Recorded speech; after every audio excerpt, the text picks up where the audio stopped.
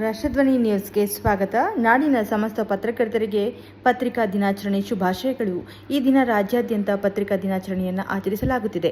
ಕ್ರಿಸ್ತಶಕ 1841 ಜುಲೈ 1ರಂದು ಹರ್ಮನ್ ಮೊಗ್ಲಿನ್ ಅವರಿಂದ ಕನ್ನಡದ ಮೊದಲ ಪತ್ರಿಕೆ ಮಂಗಳೂರು ಸಮಾಚಾರ ಆರಂಭಗೊಂಡಿತು. ಇದರ ಸವಿನೆನಪಿಗಾಗಿ ಇಂದು ಪತ್ರಿಕಾ ದಿನಾಚರಣೆಯನ್ನು ಆಚರಿಸಲಾಗುತ್ತಿದೆ. ಆಡಳಿತದ 4ನೇ ಅಂಗವಾಗಿ ಪತ್ರಿಕಾ ರಂಗವನ್ನು ಪರಿಗಣಿಸಲಾಗುತ್ತಿದೆ. ಇಂತಹ ಗುರುತರ ಜವಾಬ್ದಾರಿ, ಜನಪರ ಕಾಳಜಿ ನಮ್ಮ ಆಡಳಿತ ಹಾಗೂ ಜನರ ಮಧ್ಯೆ ಸಂಪರ್ಕ ಸೇತುವೆಯಾಗಿ ಕಾರ್ಯನಿರ್ವಹಿಸುತ್ತಿರುವ ನಮಗೆ ಯಾವಾಗಲೂ ಎಚ್ಚರಿಕೆಯ ಗಂಟೆಯಂತೆ ನಮ್ಮನ್ನು ಎಚ್ಚರಿಸುತ್ತಿರುವ ನಮ್ಮ ಕೂಡ್ಲಿಗಿ ತಾಲೂಕಿನ ಎಲ್ಲ ಪತ್ರಿಕಾ ಮಿತ್ರರಿಗೂ, ವಿಜಯನಗರ ಜಿಲ್ಲೆಯ ಹಾಗೂ ನಾಡಿನ ಸಮಸ್ತ ಪತ್ರಕರ್ತರಿಗೆ ಪತ್ರಿಕಾ ದಿನಾಚರಣೆಯ ಹಾರ್ದಿಕ ಶುಭಾಶಯಗಳು. ಶುಭ ಕೋರುವವರು ಡಾಕ್ಟರ್ ಶ್ರೀನಿವಾಸ್ ಎನ್.ಟಿ, ಶಾಸಕರು, ಕೂಡ್ಲಿಗಿ ವಿಧಾನಸಭಾ ಕ್ಷೇತ್ರ, ವಿಜಯನಗರ ಜಿಲ್ಲೆ.